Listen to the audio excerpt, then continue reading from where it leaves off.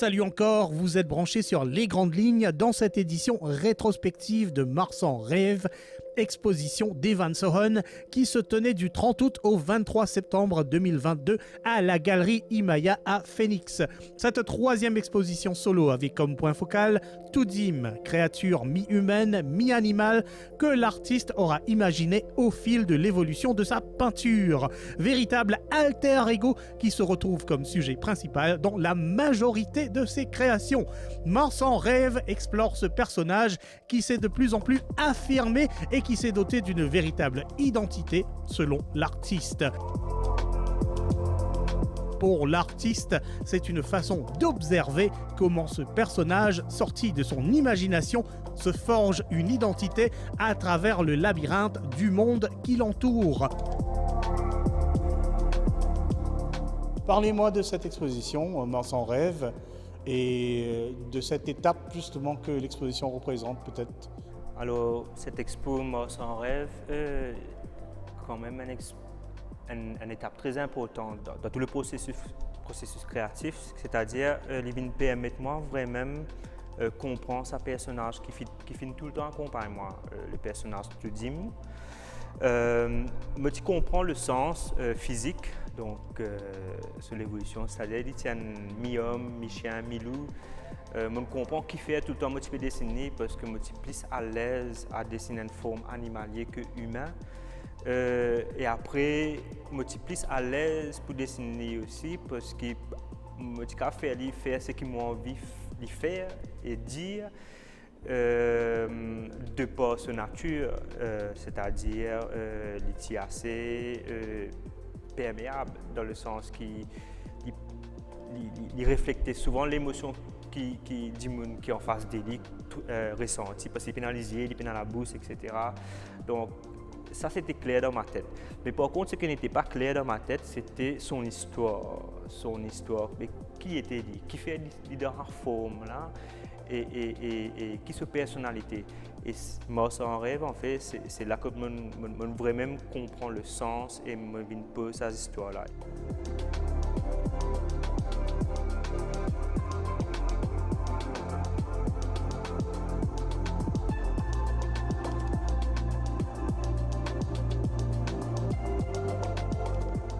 Tudim, c'était vraiment un Dimoun qui arrive à un moment donné, il est fatigué avec la vie qu'il peut vivre actuellement, dans la société qu'il peut vivre, que c'est une course et dans une box qui besoin à chaque fois, qui un baromètre de succès ou de bien-être, sans forcément se dire mais c'est vraiment ça qui fait moi plaisir. Les types faire des affaires pour automatisme. Et du coup, il n'y a pas de reconnaître là-dedans dans la société, là, dans la boîte là. Et ils ont envie de vivre, comment ils ont envie de vivre sur la vie, être libre. Et du coup, ils tirent sur l'enveloppe humaine. Et sous cette enveloppe humaine, c'est tout dit.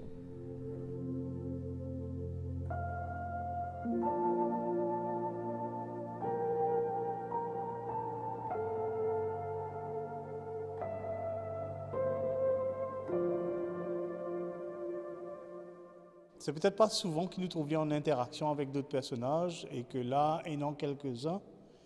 Et aussi, justement, toute une déco, toute une mise en place, jusqu'à peut-être au niveau du commissariat, même de la curation, même de sa exposition-là, pour créer ça l'ambiance domestique, du quotidien. Alors, est-ce que tu cause-moi un peu de son aspect-là, ça côté peut-être mondain, l'univers mondain dans lequel on choisit pour mettre les. Ben, tout à fait. Avant définitivement, je ne suis pas la figure humaine dans mon travail. Tout le temps, je suis soit tout seul, soit tu as un étudiant avec lui. Parce que justement, il est encore dans la phase de questionnement là, il n'est pas même connaît qui était, qui fait elle là. Donc du coup, il est tout le temps enfermé avec lui-même. Il n'est pas trop sorti, il n'est pas trop à la rencontre des autres parce que il ne pas comprend même son identité. Et aujourd'hui, à travers l'expo là, il comprend qui il était, il peut faire face à son identité et à la vie qu'il a envie de vivre. Donc du coup, il commence, après avoir retiré cette enveloppe humaine, il commence à joindre les autres sur ce vrai visage. Donc c'est pour ça qu'à cela nous peut trouver dans un tableau que il casse un peu ce que tu as fait bonne idée ou bien il a den pour le party et aussi il a côté quoi faire, peut-être une séance de rasage. Donc du coup c'est maintenant qu'on voit que Tudim, ok, il a été libéré. Une fois libéré, ok, il est tracé, il est vivre. Et maintenant, c'est maintenant vraiment qu'Imokave commence, pose l'histoire, raconte, aller un peu plus loin dans l'histoire.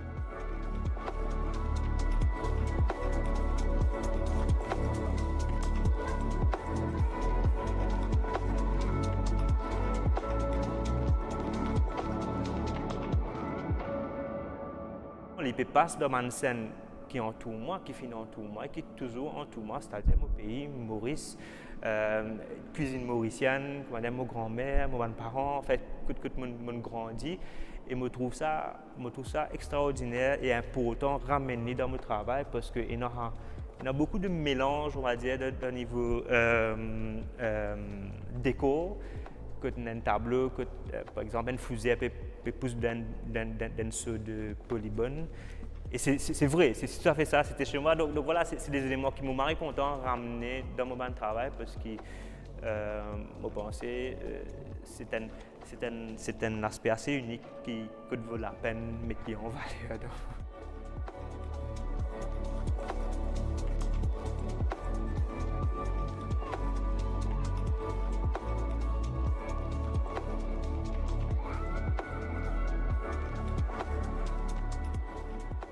Oui, non, donc mon antécédent artistique, un côté BDiste, illustrateur, et Tigin, ça finit abouti vers l'art plastique. En fait, est-ce qu'il y a une incision que tu ne bascules de l'un à l'autre ou bien ou pas vraiment mettre est-ce que c'est le BDiste des fois qui s'exprime sur la toile ou bien est-ce que c'était le plasticien qui s'exprimait dans la BD à l'époque ou, Non, très bonne question parce que moi-même, je me pose souvent cette question-là et arrive un moment, parce que justement, je fais la BD et aussi l'illustration, arrive me sentir claustrophobique justement dans la pratique, à un moment que tu finis une incision, je me disais non, mon envie peine à faire un peu plus grand parce que moi j'ai l'impression qu'il m'a un petit peu bloqué dans l'espace.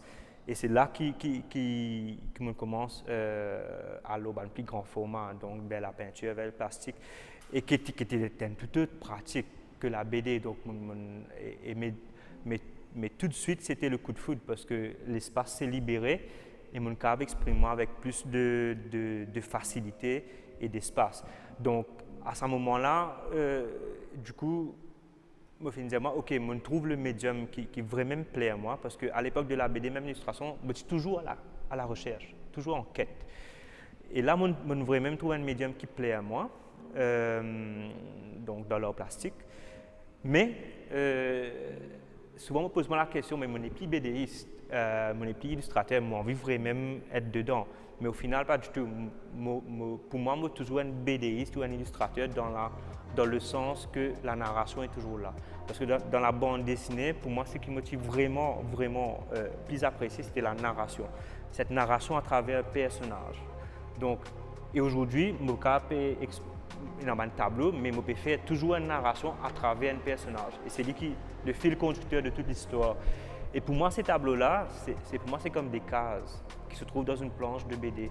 Et tout se suit en fait. Tout se suit. Forcément un peu en désordre dans ma tête, mais pour moi, ça a un sens. Et du coup, je n'ai plus dissocié. C'est juste ce qui m'extrapole la bande dessinée et vers le sens plastique.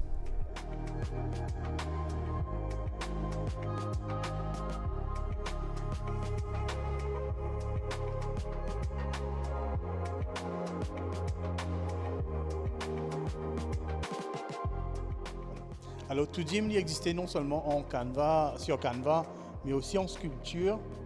Et qui plus est, les audiens ont quand même une petite installation que Tudim se regarde dans un miroir là très présent. Alors, déjà, parlez-moi de sa côté justement tridimensionnel et puis de sa mise en scène qu'il peut faire avec sa personnage. Ben, ça finit tout le temps, je suis tout le temps curieux une fois qu'il me même pose tout dire en 2D sur papier, comment tu peux être si tu fais en 3D parce qu'il m'a pensé que c'est une forme assez intéressante et assez réconfortant si jamais tu es en 3D. Et du coup, c'est comme ça que l'idée est venue de, OK, nous faire une sculpture. Et à partir de là, je pensais qu'il est indissociable à chaque fois qu'il me fait une expo et non au moins qu'il est là présent physiquement en 3D. Donc, et ça, c'est un vrai partenariat qui fait une fête depuis le début avec un sculpteur, Harry Bouffe. Donc, un excellent sculpteur qui est justement il est capable de façonner tout dim juste avec un dessin qu'il me donne. Donc, et maintenant, nous décidons pour faire une sculpture pour cette expo, pour faire une mise en scène devant un miroir.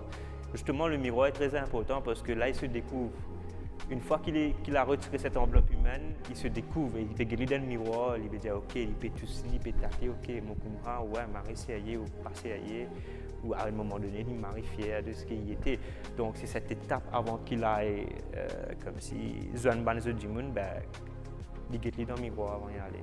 Donc c'est un peu ça, cette découverte de soi.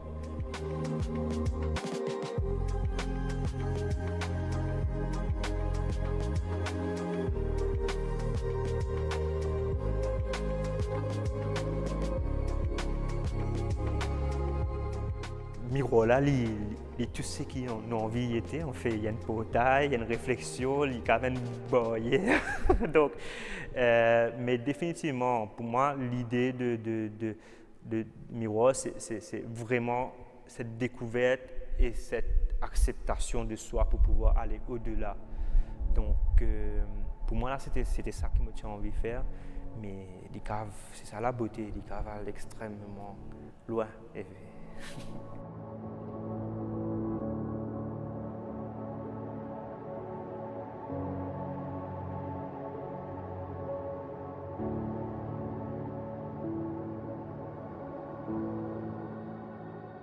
Alors dans sa solo-là, il y a quand même tout un souci de mise en scène, de scénographie.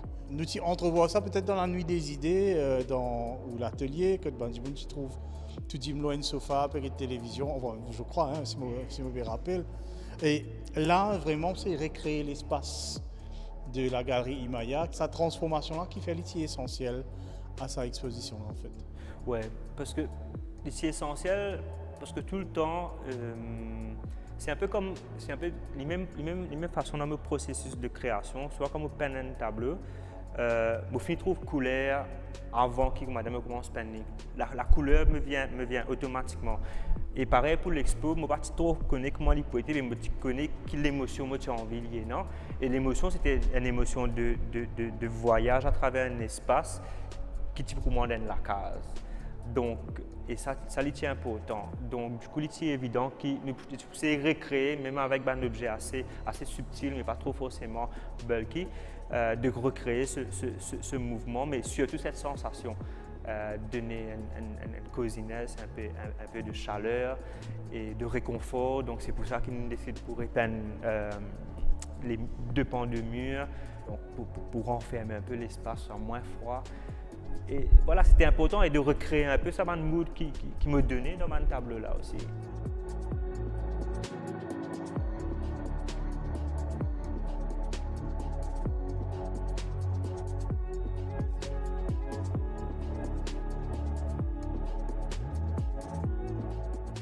Le feeling peut-être qui résume un peu sa exposition là, c'est la plénitude, c'est le questionnement, je ne sais pas, c'est quoi en fait, sous quelle bannière ou place cette exposition là en fait. Ouf. Déjà le sentiment c'est ok, c'est un accouchement, c'est parti parce qu'il c'était tellement intense pendant plusieurs années parce que c'est 3 ans ça l'expo là, comme si le travail derrière, il y a des confinements entre temps. Revenir, réaller, revenir. Donc c'était ok, maintenant c'est un soulagement, l'inhaler. Et mon sentiment plus libéré, c'est clair. Mais en même temps, après chaque expo, on a un sentiment, ok, me paraît pour la suite. Moi, je design dans l'histoire de la suite, Mais quand même, me toujours habité par une crainte de l'inconnu, que ça pour aller et s'il peut aller plus loin. Mais je pense après l'expo là, il donne moi plus faim pour continuer le travail, peu importe ce qu'il y a mené. Il y a pas mal de tableaux qui ont trouvé preneur, donc pour un artiste, savoir que ses créations pour être adoptées, il plaît à Van Diemen, qui peut décider de ramener ça dans notre univers à Zut. Et voilà, qu'est-ce que l'artiste ressent, ça fait plaisir, voilà. Ouais. Non, mais c'est clair que ça, je pensais en tant qu'artiste, et je pensais que tout artiste comme ça, ce qu'il peut faire, c'est pas pour qu'il reste dans ce tiroir ou dans il faut forcément envie de montrer il y a une Diemen ou plusieurs Diemen qui ont une audience. Et s'il y a une réception à ça, c'est sûr que ça fait extrêmement plaisir, qu'il lui donne sens et qu'il lui donne courage à continuer à la pratique artistique. Donc, que ça ait plu et qu'il finisse un certain envie de prendre les pour un coup de zut, ben, ça fait mon mari plaisir, tout comme. Et voilà. Marsan Rêve prenait fin ce 23 septembre 2022 à Imaya Phoenix. Déjà, Evan Sohon est à pied d'œuvre sur ses prochains projets. Vous pouvez suivre son actualité via son site web, mais également via les réseaux sociaux. Voici les coordonnées nécessaires. Web www.evansohon.com, Facebook Evan Sohon, Instagram Evan Sohon en un seul mot.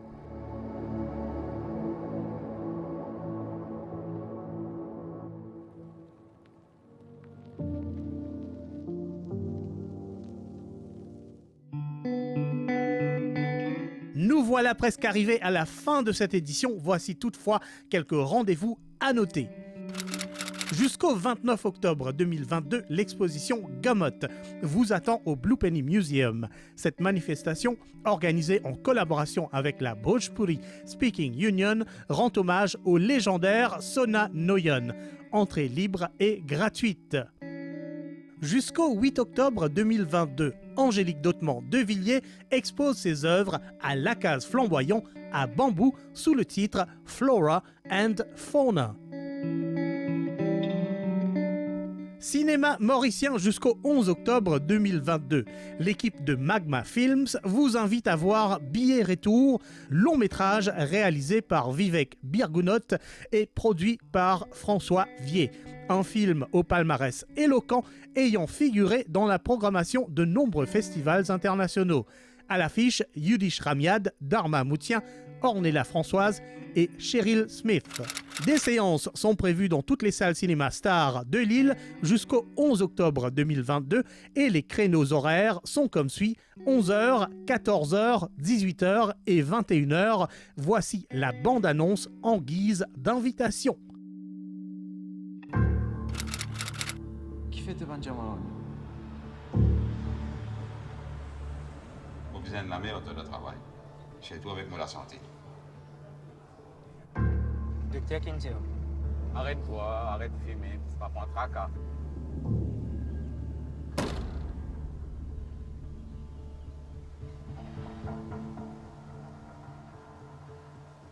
On finit faire un classement pour la semaine. T'en tenais dans 4 bureaux et grand matin, dès la case. Karen. Qui te peut faire là? Qui travaille même une fois ici? Vous pas savoir quelle était finalement attendez? Vas-y. C'est tout petit de moi bien aller radio. Donne-moi bien. Vous parlez qui te remettent 10 pieds là-bas encore. Vous la vie, et pour moi. Les armées n'ont pas plus personne, j'ai moi ce qu'ils m'ont besoin de faire. Les enfants, ils sont tout, tu connais. C'est quand on a des enfants qui te connaissent que tu te perds. On va vite remplir le marteau, évidemment. De la main. Trop propre. Rach! Rach! Rach qui l'arrivée! Personne pas comme toi. Tu n'as allé. Tu prends de nos nouvelles. Il y a une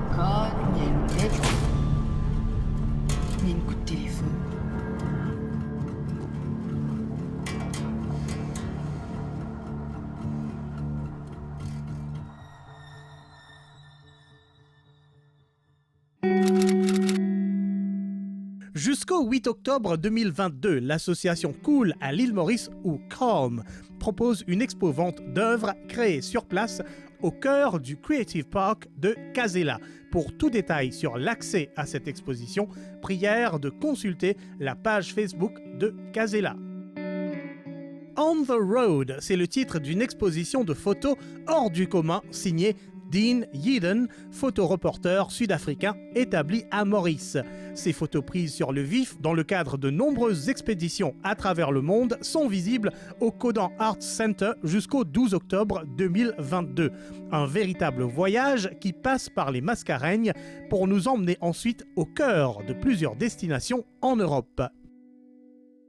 Et voilà, clap de fin pour cette édition de votre magazine Les Grandes Lignes. Rendez-vous dans une semaine pour une autre escapade en couleur. Restez en ligne.